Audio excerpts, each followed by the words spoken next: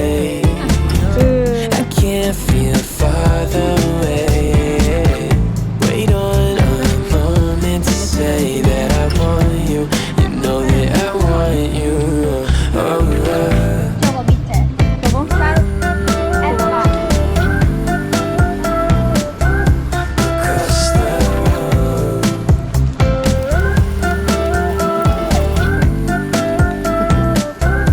Across the road. Lost and in a daze, I caught your sudden gaze, and time it started racing. But moments tend to fade, and you're too far away from me to get my name in. Someone keeps blocking my way. I can't feel further away.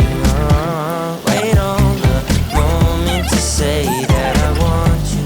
You know that I want you. 이거 저거 맛있어. 파자마 스파클링. 와, 여기서 본 반지 예쁘다. Across the road.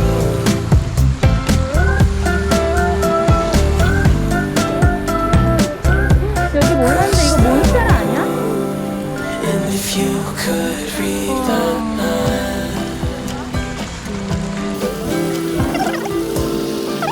will you make your ways towards mine?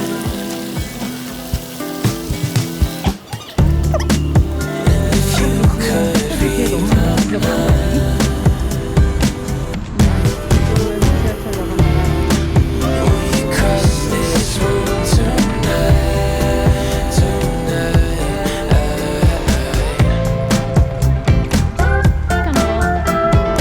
그렇지. 조심해. 너무 많이 컸다. 우리 아까 여기 진짜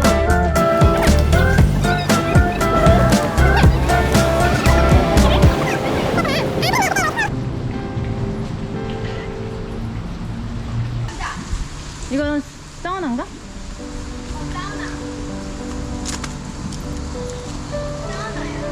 아, 레이디스. 이게 한 번 엄청 큰 바퀴벌레 봤는데. 징그러워. 너 그때 여기 화장실 갔을 때?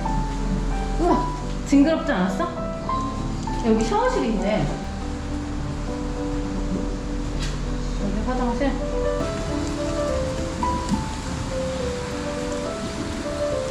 좋아 보입니다.